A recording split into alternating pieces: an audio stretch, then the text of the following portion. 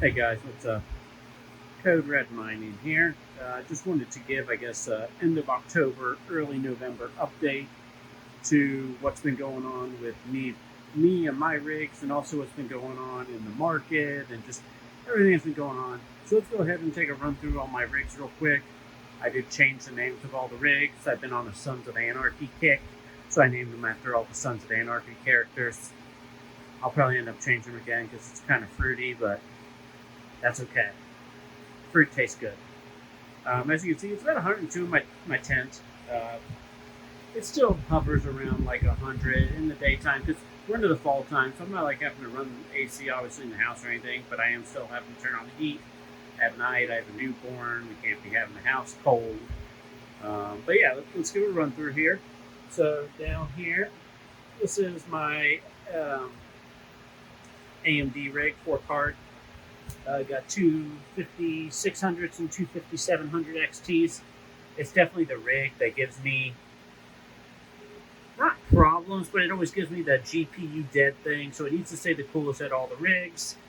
And then here in this one, it's mining Raptorium. It's just an Intel CPU. I think it's a 9700K.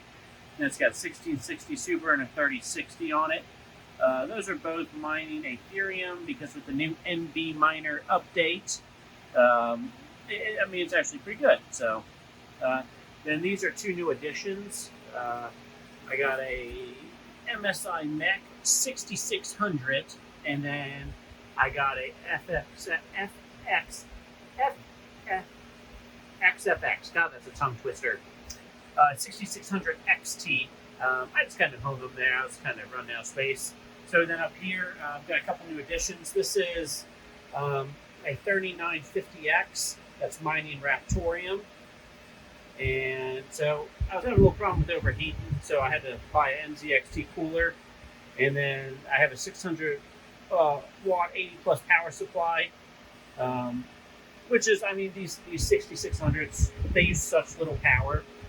Like, I'm not even worried about, it's literally like 400 watts for everything, including constant CPU mining. So it's actually absolutely silly how efficient the 6600s are.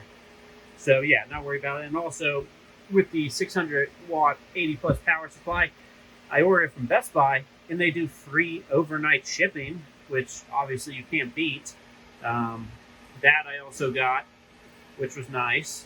I apologize if the camera was a little, dirty there. I just realized it, so I went ahead and cleaned it off. So sorry about that for the first few minutes there. Okay, so moving on, we have another. This is a 3900X that's mining Raptorium. It's just got a cooler master on it. Once again, ordered that and the power supply from Best Buy, free overnight shipping. Like, I legit ordered them at like 7 o'clock at night, and they were there tomorrow afternoon. I have a Zotac 3070 Ti. As you can see, I have the little aluminum squares to the back. I was trying to avoid changing the pads. That eventually didn't work, so I kept them on there because they do actually work. Like, if you touch them, they're actually hot. So I actually did 2 pad changes on this 3070 Ti. And this is just a good pointer for everybody. Do not cheap on the pads. Make sure that you just buy good pads. TechSinji actually just put out a great video, and he went through every pad and what they how they do and temperatures and all that stuff. It was actually super amazing, super informative. I put Thermo Grizzlies on that, and I went down like 20C. I put the little cheapies from Amazon on there. It actually got worse from the stock pads.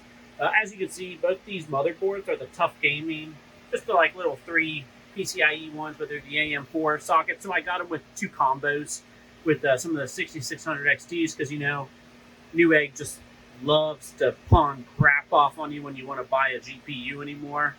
So yeah, both are running from SSDs. I do not run Hive on anything but an SSD.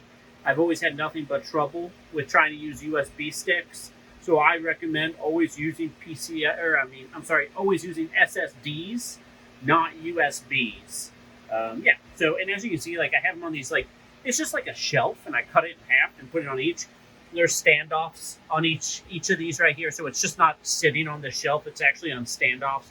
I drilled little holes, used my used a little screw and just kind of put the standoffs in and put the screws right in. And I didn't do like every hole, but I did enough to make sure that it's secure. As you can see, I got a little ghetto over here. I was running a little low on space. I ordered this shelf from, God, I think it was like shelves.com. It was outrageously expensive. It was like $60 for this thing, but I can add another shelf later on. I can order another custom shelf. So I ordered this shelf to be like a certain length and width, and then I ordered the leg size 2. So it was $60, but it was worth it because it was like, I guess not custom made, but custom specifications. But yeah, you can see I have the AIO kind of just zip tied up to this. So okay, moving on. Over here we have my 7x3070 rig. Nothing's really changed with this one since my last video. It's a freaking workhorse rig. Recently, the only thing I really did with this rig was I cleaned all my rigs. I came in here with my little Compu blower, cleaned everything, and yeah, because it gets a little dusty in here. I recently put some filters on a couple of the intakes too. I'll show you those. But yeah, we got my MSI one. You can see like this one, this pads on this are gross. Like I need to change the pads on this one. I had purchased this one used from somebody, and the pads were already a little greasy, but the card runs great. So eventually I will change the pads on that. It's not dire situation, but like you can see on my Strix one, that one looks fine, no problems. And as you can see, it's a little too big for the old slew speed too. You gotta put the fan on the opposite side. Got the other MSI one over there. I can't see if the pads are greasy on that one just because the plate it's kind of covering, but I don't think it is. So, and then down here, another MSI. That one don't look greasy. Well, no, a little bit there on the bottom, you can see it. So that's actually the only GPU that's connected to this power supply. So there might be 2. It's been a long time since I put this rig together. So when I was putting this thing in, I actually stabbed my nice Noctua fan and broke a freaking propeller off of it. And I had to turn it off because it was like rocking the entire table because it was so out of whack. It's sad. I wasted a freaking Noctua fan. Stupid me, but it is what it is. Can't exactly see what the other 237s are. I believe I have a Founders Edition back there. And then another MSI. So yeah, this is a 7x3070 rig. This rig can run literally for months and I could just leave it alone and it would never. It's just such a good, the 3070 is such a good card. I love it. So, okay, moving on.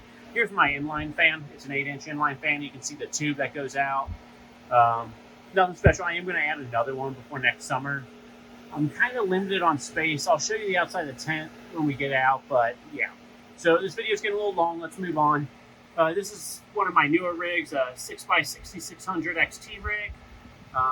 Like I said, I got a lot of these through freaking Newegg combos, but yeah. Bunch of FXX. Oh, that's a tongue twister. The Sapphire, got an Asus one. My newborn daughter loves to stare at these blue fans. It's like memorizing for her and puts her to sleep. Got the little cheap H80, I think it's the H81. I ordered it from China. It's like one of those China ones, $600. Got a 600 core cell power supply on there, and then a 700 watt one from Parallel Miner. I got in the deal where it's like a 1500 watt for, I forget what price. It's like an outrageously good price. You can see where the tube goes out, and then the tube comes out over there, and then I have an intake right there. I got a filter over that to try and keep down the dust. There's an intake from inside the house. There's a filter on the other side of that. All right, moving on. Really updated my switchboard. I just bought one from Micro Centers. Once you get up to like this size, it was like $60-$70 actually. So yeah, there is a 240 PDU. It's actually all filled up.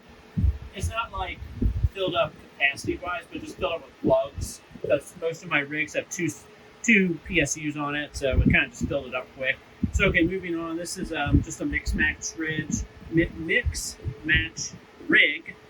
Up top, I got a 3060 Ti. You got 3070 Ti, and with the new NB miner, I'm actually getting 59 mega hash with this guy, which is awesome. And I'm getting 59. No, I'm getting 59 on the Zotac. This rig, the other cards do not like NB miner, so I actually had to keep it on T-Rex miner, and I'm only still getting like 55, 56 with that Gigabyte one. And surprisingly, I never had to change the pads on this Gigabyte 3070 Ti. It actually ran great right out of the box. So got the nice ass white PCIe splitters from GPUrisers.com. Thanks GPUrisers.com. As you can see, most of my risers are GPUrisers.com risers. I have some of the 8, the 6, and then I actually do have a couple of the new Nerd Gear ones. Just to show these off. See, it has the little thing going up like that. I think that's pretty cool. Not gonna lie, I'm easily pleased. Okay, moving on. Down here, I call this one my Nomad rig. So it's kind of really hard to see. Got a couple 5700 XTs. What else? Ooh, shoot. God, I'm like drawing a blank. Oh, some 66, 60. We'll take a look at it in hide. Over here, those are two original, I guess, limited 3060. So they are doing the 50 mega hash. That is a Threadripper, 1950X Threadripper, and it's also mining RTM. Those are some Chia plots. I got almost 100 terabytes in Chia plots. I mean, it's just, something that slowly makes money. It's nothing crazy. Right there, that just has one 6600 or 66 Super in it, 1660 Super. And then I had to connect one of the PCIe to, to hook up 4 more hard drives because it didn't have room on it. So there's 4 more Chia hard drives. That's 4 terabyte drives right there.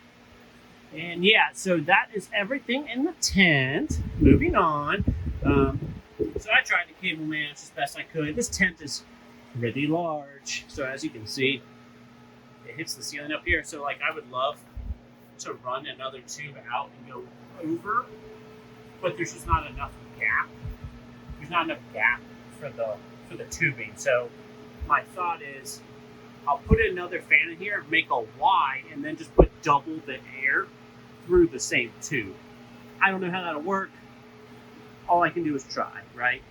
Over here, there's another 240. Those are the server power technology ones. You can actually just find those online.